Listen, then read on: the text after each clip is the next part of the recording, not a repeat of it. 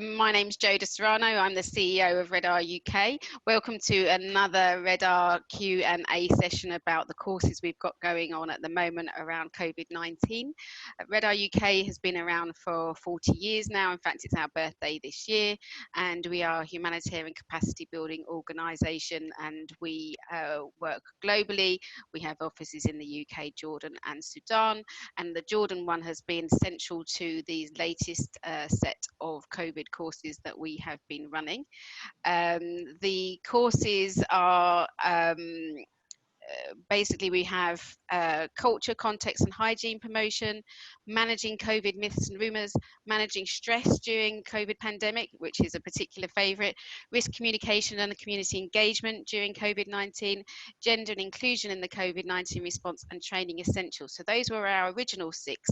We're going to talk to you today a lot about an additional 4 that we've just added, and that's remote management, advanced remote management actually, online training skills, again advanced because that's what you wanted, mental health in the workplace again, and risk communication and community engagement, again advanced. And those 4 additional courses were added because we asked you what you wanted, and we did a learning needs analysis, and it came back and this is what you asked for and this is what you felt was important during the COVID response. So in order to, talk about that today, or someone who is a key part of this, we've got a special someone. Her name is Tatyana Kour, and she's one of our associate trainers, one of our trusted trainers, and she's teaching the courses in the MENA region, including the risk communication and community engagement one, the stress one, and the gender and inclusion one. So the ones I mentioned earlier, Tatyana is key and central to that for us. So Tatyana, I think as an associate trainer, is going to be ready to take a real deep dive into how they've developed over the 4 months. We've been running them, get a great understanding from her about what you can learn, what specific skills and knowledge you'll be able to get, and what you'll be able to provide back to your communities. To date on those courses, we have delivered 102 of them, so it's absolutely incredible over the short amount of time, and there have been 1,769 participants. So the reach on these has been also amazing, and 94% of those said that it was excellent training. So please do, if you see this, come along to the next ones. They'll be finishing around the 19th of November, so we've got not long to go on those now. They're all in English and in Arabic, so they are definitely suited for the region. So as I said, we're going to talk more about the new courses that we've been adding. And so I think, now time to kind of speak to Tatyana.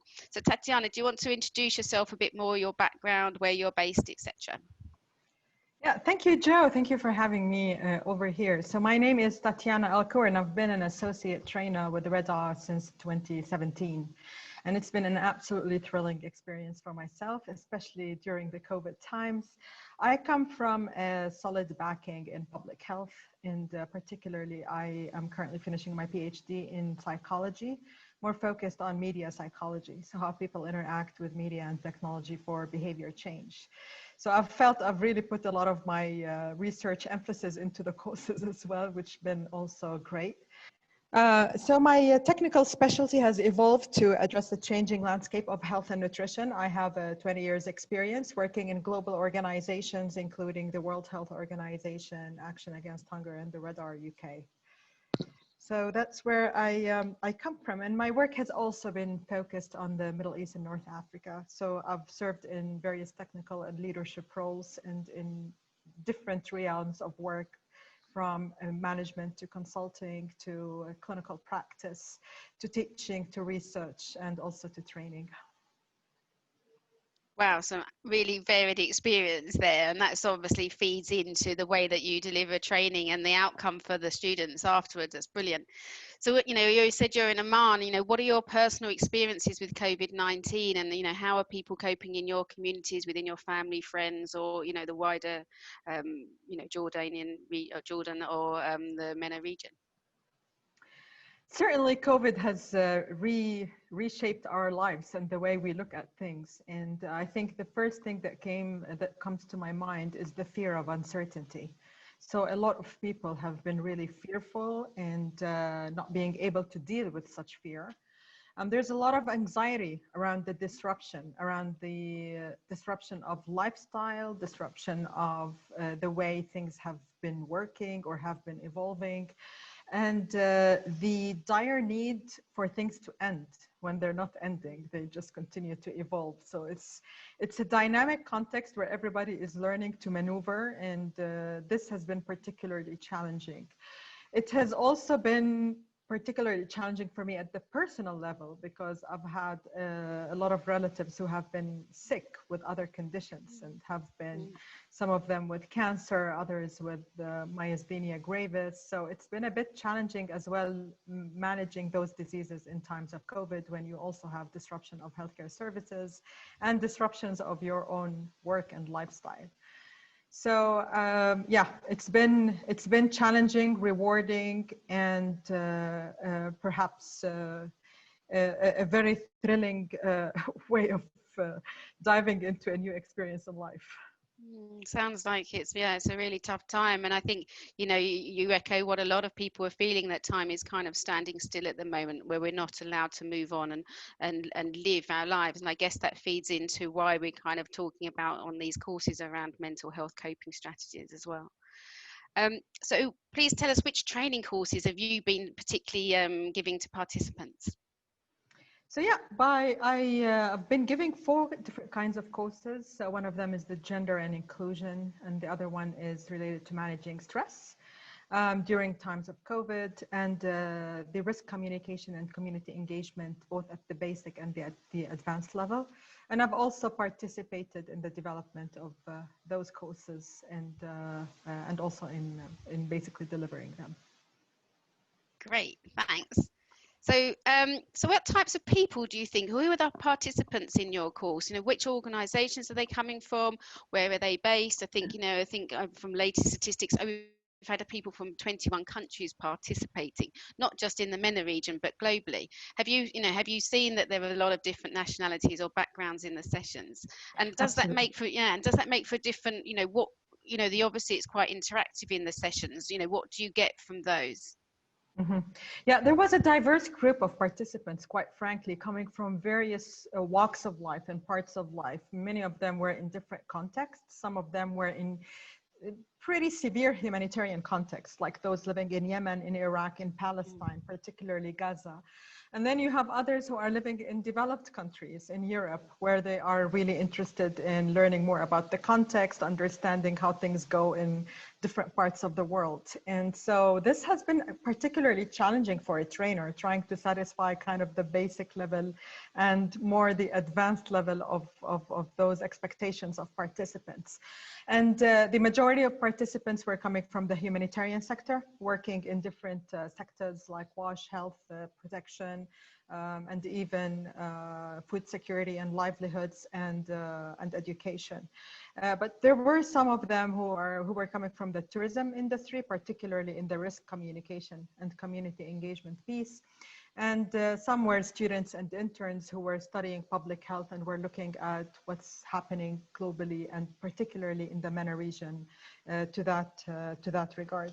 So it was very interesting to have such a broad perspective of participants. And I think I recall in one course, I had around 24 participants from almost 21 different countries, yeah, which was very interesting. I mean, various representations from Asia, from the MENA region, but also from Africa and from Europe and then the Americas. So it added a lot of flavor and spices to the actual piece of the training. Not to mention all the time zones that they were in. And that's another factor I think about these courses. We've been running them at different times of the day in order to capture different audiences.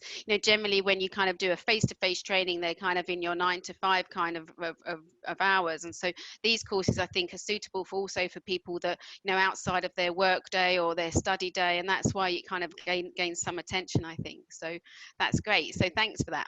So if you can go into a bit more about the risk communication, community engagement course, the normal and the advanced that you've been running, what are the top 3 things that participants are taking away from these courses, and how do you think, or how are they applying them to their work after training with you?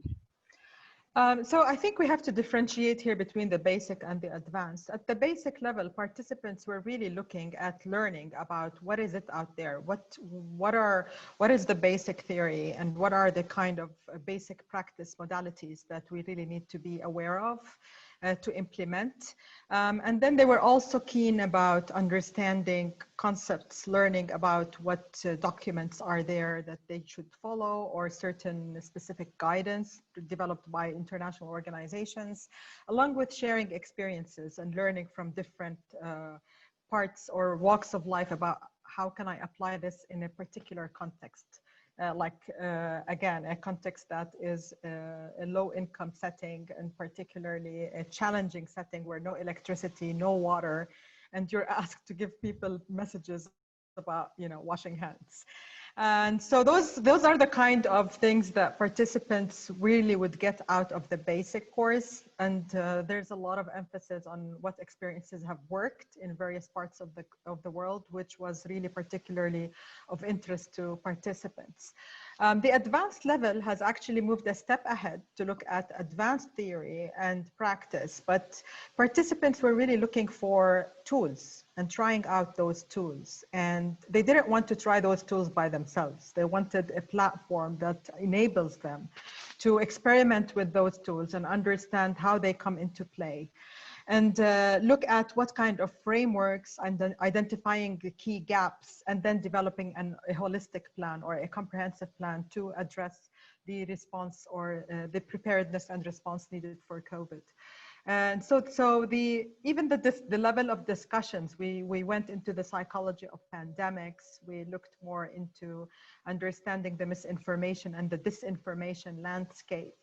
And then how do people manage with all this? So you take tips and skills about what kind of things I need to develop further to enable me to be a good communicator, enable me to engage my audience even better, to address all the COVID-19 challenges that are manifesting themselves in various forms and shapes in different environments.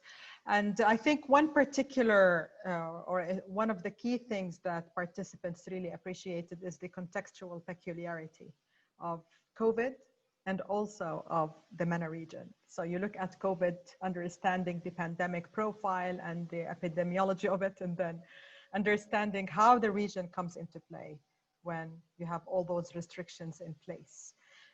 Even with digital access, with lack of electricity and lack of water, and at the same time, the inability to manage all those walks of life when you have all those COVID-19 restrictive measures. And you have violence at home, you have many kids at home, and you also have lots of stress going on at work, trying to learn new modalities of managing your own work remotely. So so I think the spin of where RedR UK courses have come into play is helping people understand reality in a super short time, and at the same time enabling them to engage with experts and basically try out those tools and frameworks and understand how it all comes into play while also taking care of themselves. Yeah, that sounds incredible. Just listening to you is absolutely fascinating. I mean, I can, and then, you put that, and whilst the courses are kind of directed at the MENA region, and you said you've had people from the Americas and from, from Asia as well, that all of those have their different contexts and their different dynamics to play. And also, they also have something to bring to the others in terms of, okay, we've been doing it this way, and this is how it works. And so sharing that best practice or that information, or even just your questions about it, is invaluable, because people don't ask questions, I think, a lot of the time, so it's good to share. So it's great. And I think that's why in the courses as well, I found particularly useful the breakout rooms. So being online is not necessarily you're just looking at one trainer for all the time, but the ability to go out into breakout groups and then talk to others is invaluable, and it kind of replicates the face-to-face kind of training atmosphere or environment, while sharing more broadly than you probably would ever have done before. I think it's brilliant. So do you think, is there a difference, a significant difference in the participants from different courses in about their knowledge or current skills they're building on? You talked about how they're coming from a lot of different organisations. What types of challenges do the trainees face because of COVID-19? I think there are various challenges, of course. I mean, the differences among participants, I mean, some of them had already significant advanced experience, and they were looking to share experience and learn more about what is new, what is happening. And then at the basic level were those individuals who were looking more about learning and advancing their skills in a realm, for instance, in online training in a particular context or in a particular topic area, like looking at how to engage girls, boys, women, and men who have disabilities in different ages, and learning how to navigate that kind of space within COVID. I think the key challenges that we faced is definitely electricity disruption, particularly from those participants coming from Iraq, Libya, Yemen, Palestine, and Syria. And the other aspect is the digital access. Many of them have had issues with internet connectivity at some time, so they were disrupted during the course. And then I think a third challenge was language. So some of the participants, and by language, I don't mean it's the Arabic or the English. It's more about the language of COVID, the language that we're speaking about in terms of what do we have to learn, the amount of information, and being able to articulate that within a course was not at the same level within participants. And so that took a bit of a, it really takes a master trainer to be able to bring everybody on board to the same language and level. More like when we talk about a certain currency being prevalent among all, to be able to buy the same thing. And so, yes, so those are perhaps the key challenges. I mean, we did have a lot of female participants who had particular challenges related to managing their own household, children, work requirements, and also like housewife duties, basically. So those, you could tell that they were really completely fatigued. They really wanted to talk, they wanted to vent. And so that was an opportunity for them to learn about a different set of skills, or even understand that it's not only them getting through this, it's like many people from different parts of the world are facing the same issues. And so those were kind of some of the key challenges we faced. Sorry that the cat just joined us slightly for a minute there, but I think, you know, as you know, you talked about how the challenges, and as a, you know, as a trainer, you have to be, you know, have those right skills to incorporate all those people. And I think that's something that as a RedR associate trainer, I think, you know, you go through kind of a very good set of interviews and competency based, and all the tests and the assessments you get to be on our database or to be part of our associate trainers enables you to be able to address those situations. And we pride ourselves on the fact that that's the kind of recruitment we have of our associate trainers that delivers people like you, Tatyana, who can deliver people, you know, deliver training in that way to others. So so let's have a think. So in terms of the digital, and I've talked about this briefly, the digital aspect of the training session, did it provide you with enough interactivity, or was there anything about the Zoom function that you enjoyed? You talked about internet being a problem. You know, are there other challenges that you had? No, I think Zoom was a great platform. It's the only issue is the digital access. In fact, I really enjoyed it. I was already, by virtue of my PhD, I was already familiar with digital platforms. So I felt I was at an advantage, because I knew how to engage participants at various levels. Those who were quiet, I would call out on them and engage them. So I think a particular perhaps thing with the digital is your ability to understand your participant base during the course is what makes it more successful. And that's what our RedR particularly was also emphasizing, is your ability to engage and get everybody on board so that everybody can get the best out of the training. And so Zoom would allow me to do that because I know who's speaking out. I can even identify the name immediately. Unlike a face-to-face meeting where you probably, unless you have the name in front of a person, you may not be able to remember all names. So that was a particular advantage to me.